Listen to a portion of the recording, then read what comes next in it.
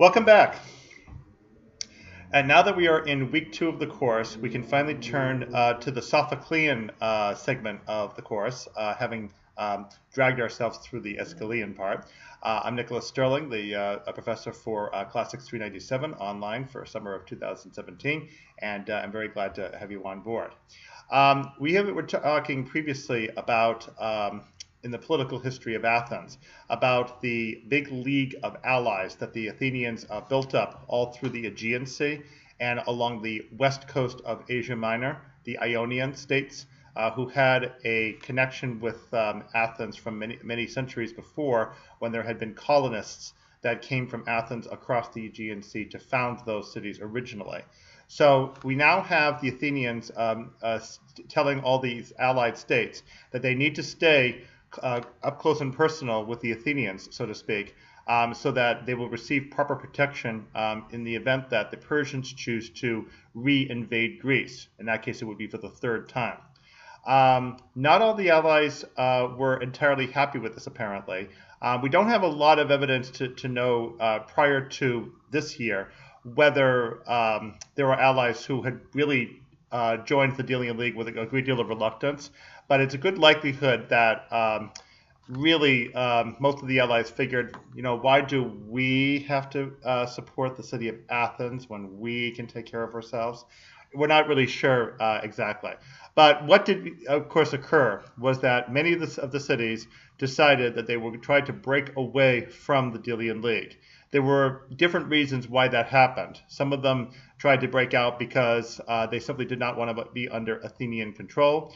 Others had other disputes with Athens and then tried to break out of the league in protest against whatever the subject was of the other dispute. In other cases, there was a civil war that happened at the location, and the faction that upset the government in place was either anti-Athenian or anti-democracy or both. And in other cases, there were other external political reasons why a particular original ally of Athens chose to attempt to break away from the Delian League. Whatever the reason for all this apostasy, the Athenians took great umbrage at it.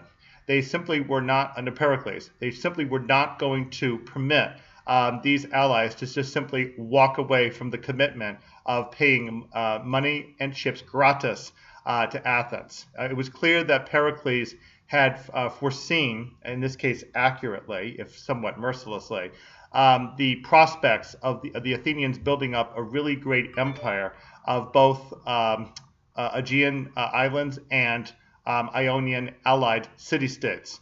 As such, it was to him really important that there be no successful effort allowed to break away, because once one of them went, then a whole bunch of others would very likely follow suit.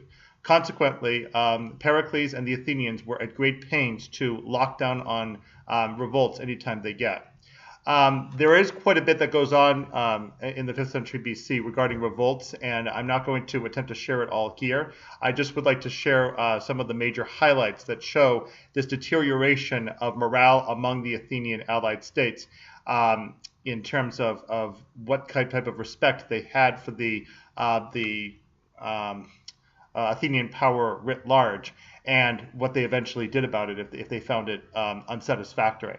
So first of all, the Athenians, as we talked about in a previous video, concluded the conflict they had with the Persians in 467 BC, when the Athenian general Cimon, C-I-M-O-N, successfully defeated the Persians at the mouth of the Eurymedon River in southern Asia Minor, now Turkey, and thereby induced the Persians to conclude peace with the Greeks, so that the Persians agreed to withdraw from the Greek states and no longer disturb them.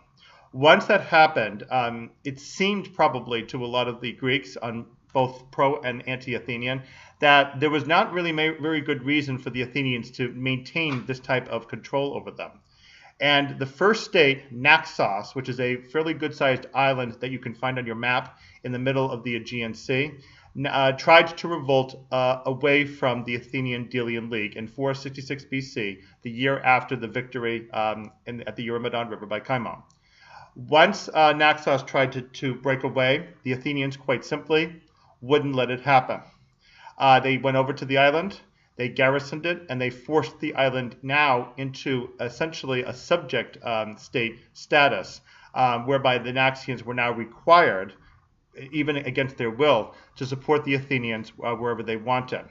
So that was a switch in the means the Athenians used to relate to their allies.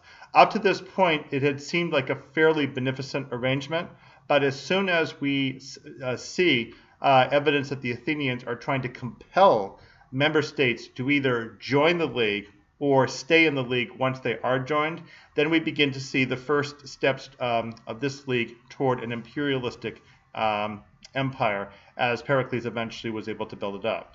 I might point out that actually this was not the first instance where we see that problem arising. A few years before this, there was a city called Charistus on the island of Euboea. That was an inland city that was very unlikely to be touched by the Persians, that the Athenians actually forced into the Delian League. It wasn't an especially wealthy city. It wasn't one that could supply loads and loads of money. The Athenians simply seemed to have wanted to solidify their hold on as many cities as possible, and therefore forced it to join. That, again, suggests that there was more going on with this league than just simply the surface story of wishing to keep the allies safe from harm from the Persians. So Naxos was the first one to try and was not able to keep the revolt going. Subsequent to Naxos, next year was Thasos, which is way up in the north part of the Aegean Sea. Again, you can find it on your map. Thasos got into a dispute with the Athenians about the right to gold mine proceeds. The Athenians were trying to claim them all, and the Thasians wanted a share of them. When the Athenians refused to grant that, the Thasians then proceeded to revolt. When they did so, it took the Athenians 3 long, very expensive years to reduce the Thasians, again showing the extreme state that Pericles and the Athenians were willing to go in order to force these states in. It's hard to imagine really how the Athenians could have believed that doing this was going to improve morale among their allies, but that's what happened in any event. And the Thasians eventually were forced back into the Delian League under coercion in 462 BC, 3 very long, expensive years after the actual revolt. Switching down a few more years, we come to Megara. Megara had been an Athenian ally, but after the First Peloponnesian War, the one that went from 461 to 446 BC, Megara appears to have switched over to the Spartan side, and by the time the war came to its conclusion, Megara had become firmly a Spartan ally. The exact switch time isn't known, but Megara switched over, and the Athenians were really quite angry at the Megarians for doing that. At 2 points in the later history, shortly thereafter, Pericles placed an embargo on the polis of Megara, first actually trying physically to blockade Nicaea, which was their harbor, and then second, requiring that all Athenian allies refuse to undergo any trade with the Megarians. Both measures had disastrous effects on the economy and general lifestyle of the Megarians because they were really dependent on overseas trade because they had a relatively small area of land around them. And without the ability to trade, they were practically starving. And that is depicted quite graphically in a wrenchingly, darkly humorous scene in Aristophanes' first surviving comic play called Acarnanians, produced in 425 BC, in which the main character Dicaeopolis, who has successfully concluded a private peace with Sparta, in contrast with his home city of Athens, now starts dealing with any other cities that were not allowed to deal with the Athenians. And there's this lengthy scene involving a Megarian who comes and tries to sell his daughters, who actually look like pigs, to Dicaeopolis. So it shows the extent to which the Megarians were financially hobbled by what the Athenians did. These grievances against the Athenians kept on building up and were among the causes that would lead the Spartans and their allies eventually to declare war against them in the latter part of the 5th century BC. So after Megara did that, At the conclusion of the First Peloponnesian War, in addition to Megara, Euboea, the island that's just north of Athens, that long one, also revolted. And Pericles chose to force that one back in and to let go of Megara and also the Boeotians, who had been lost to the Athenians the year before in the Battle of Coronea in 447 BC. As we said before, the fateful decision to allow the Thebans escape of that nature would have enormous ramifications in the later Peloponnesian War, when the Thebans were free to act as a very powerful ally for the Spartans and caused the Athenians quite a bit of harm.